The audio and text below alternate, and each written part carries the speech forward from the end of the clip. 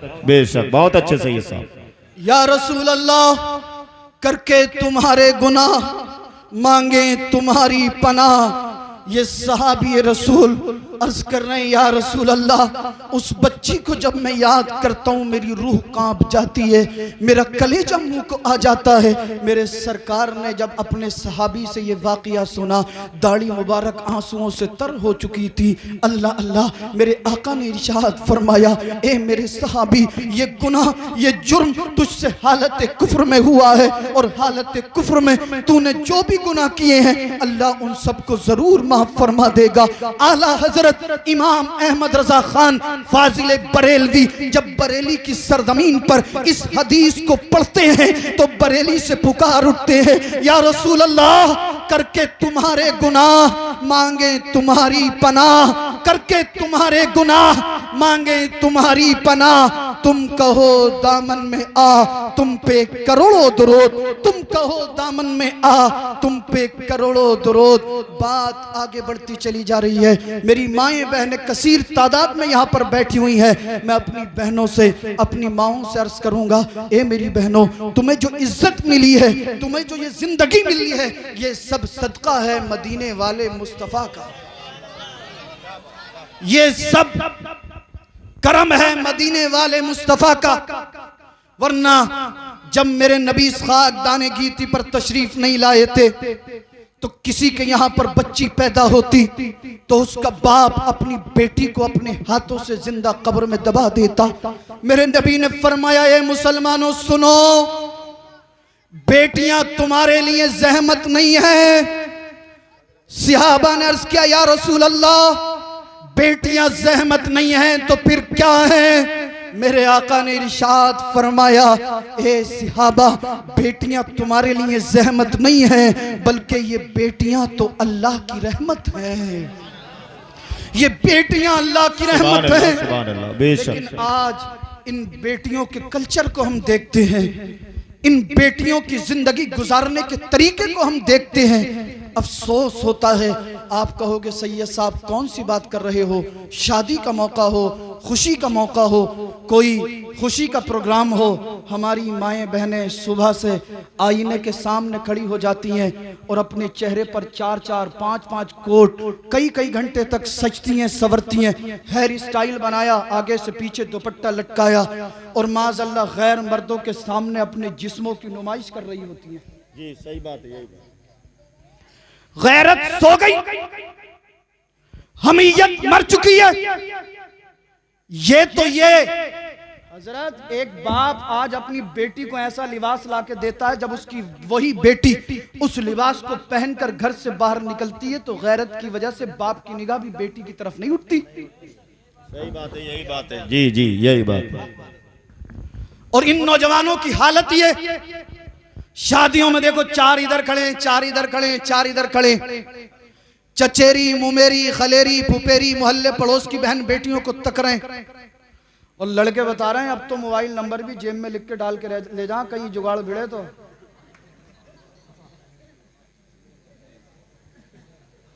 कुछ तो शर्म करो। क्या अल्लाह ने तुम्हें ताकत जवानी इसलिए दी कि तुम अपनी बहन बेटियों की इज्जत को तको, उनकी इज्जतों को तार तार करने की कोशिश करो? हरगिज नहीं, हरगिज नहीं। नौजवान यहां पर बैठे हैं याद रखना। और मैं अपनी बहनों से भी कहूंगा एक एक कदम बड़ी संभाल संभाल कर रखें, क्योंकि अगर एक बेटी की इज्जत पे धब्बा लग जाता पूरे खानदान की इज्जत मिट्टी में मिल जाती है। एक वीडियो हजरत मेरी नजरों के सामने से गुजरी फेसबुक पे, एक लड़की किसी लड़के के साथ फरार हो गई, पुलिस उसे पकड़कर थाने में लाई और SHO साहब ने पूछा कि तू इस लड़के के साथ जाएगी या अपने बाप के साथ जाएगी? तो उस लड़की ने बाप के साथ जाने से इनकार कर दिया, बोली इसी लड़के के साथ जाऊंगी मैं। जब बाप ने इतना देखा तो अपनी पगड़ी को उतारकर बेटी के कदमों में डाल दिया। जी सही बात। अपनी पगड़ी उतारकर अपनी बेटी के कदमों में रख दी और हाथ जोड़कर बोला ए बेटी मुझ पर जुल्म ना कर, आ मेरे साथ चली जा। लेकिन वो बेटी बाप की तरफ देखने के लिए तैयार नहीं थी। तवज्जो मेरी तरफ रखें। वो बेटी बाप को झिड़कियां दे रही थी, धुतकार रही थी। मेरा कलेजा फट।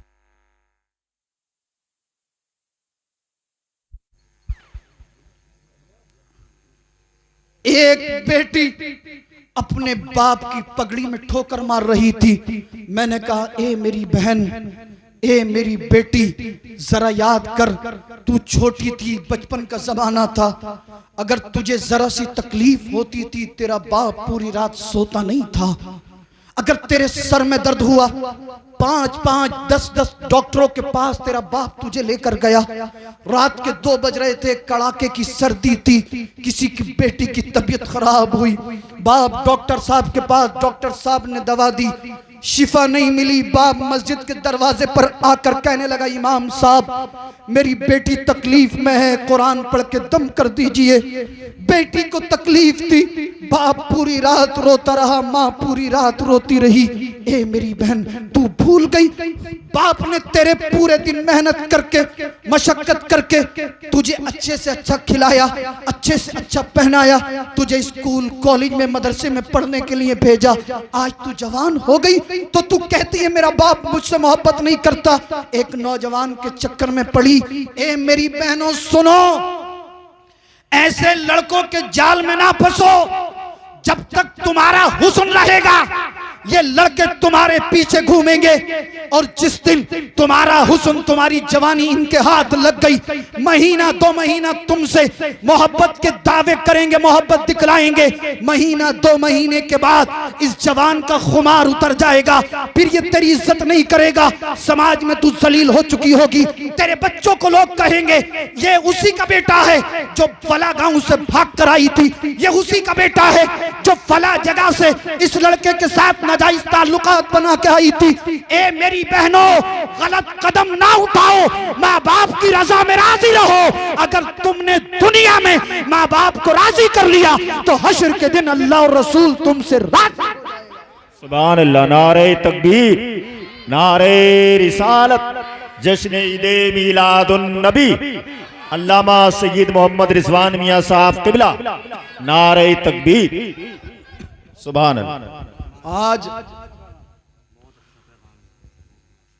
जुलूस में देख लो हजरत, जब 12 रबीउल अव्वल शरीफ का जुलूस निकलता हो, ऐसे नारे लगाएगा डीजे के आगे, सरकार को दामन,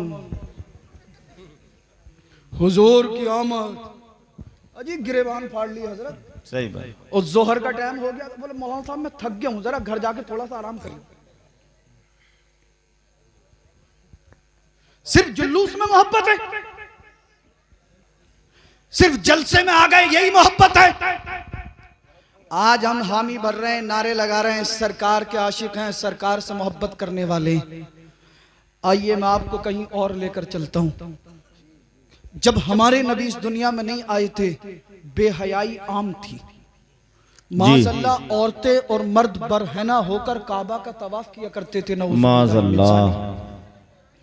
इतने पुरफितन दौर में जब बेहयाई आम थी, तो उस वक्त में मेरे नबी की वालदा सैयदा जाहिदा तैयबा ताहिरा राकिआ आबिदा साजिदा आमना रदी अल्लाह अन्हा का तकवा मुलाजा करें। अल्लाह अल्लाह सुभान अल्लाह। बेशक हजरत अब्दुल्ला जो मेरे नबी के वालिद हैं, उनका तकवा मुलाजा करें। मक्के की लड़कियां अब्दुल्ला के सामने आकर खड़ी हो जाती और कहती हैं, अब्दुल्ला हम तुम्हें पसंद करते हैं, तुम्हें चाहते हैं, तुमसे लव करते हैं, ए अब्दुल्ला हमसे निकाह कर लो, हमसे शादी कर लो। मगर हजरत अब्दुल्ला कभी किसी गैर औरत की तरफ निगाह उठाकर नहीं देखते। एक दिन किसी ने आकर काबा के मुतवल्ली अब्दुल मुत्तलिब से कहा, ए अब्दुल मुत्तलिब, आपके बेटे अब्दुल्ला मक्के की गलियों से गुजरते हैं तो लड़कियां रास्ता रोककर खड़ी हो जाती हैं। अल्लाह अल्लाह। अब्दुल मुत्तलिब ने जब इतना सुना, मक्के के तमाम मुअज्जज लोगों को जमा फरमाया और कहा, ए लोगों ये बताओ मक्के के अंदर सबसे ज्यादा इज्जत वाली बेटी किसकी है? सुभान अल्लाह। तमाम लोगों ने वाह वाह वाह। यक जबान होकर कहा एक काबा के मुतवल्ली अब्दुल मुत्तलिब, मक्का के अंदर और अतराफ में अगर सबसे ज्यादा पारसा, सबसे ज्यादा नेक सीरत, सबसे ज्यादा हया वाली किसी की बेटी है तो वो हजरत वहब की बेटी है जिसका नाम सैयदा आमिना है। अल्लाह अल्लाह, अब्दुल मुत्तलिब ने शादी का पैगाम भेज दिया। हजरत वहब ने उस पैगाम को कबूल फरमा लिया। शादी की दिन और तारीख तय हो गई। अल मुख्तसर, अब वो दिन आया जब अब्दुल्ला की बारात घर से निकलने वाली थी। अब्दुल्ला दूल्हा बन रहे थे। ए लोगों सुनो, भागलपुर और अतराफ से तशरीफ लाए हुए सुन्नी जिंदा दिल गयूर मुसलमानों, आपके यहां से बरातें जाती होंगी, लड़के दूल्हा बनते होंगे, मगर अल्लाह अल्लाह, जब मेरे नबी के वालिद दूल्हा बने हैं तो जरा हजरत अब्दुल्ला की भी शान मुलाजा कर लें। इधर अब्दुल्ला दूल्हा बन रहे, उधर बुलबुल सिदरा जिब्रील अमीन रब की बारगाह में अर्ज करते हैं, परवरदिगार आलम बारे इलाह खालिक कायनात, तेरा बंदा अब्दुल्ला दूल्हा बन रहा है। मौला, मेरी तमन्ना यह है मैं शक्ल इंसानी में रूए जमीन पर पहुंचूं, हजरत अब्दुल्ला और सैयदा आमना की निकाह की बरकतों से माला माल हो जाऊं। सुभान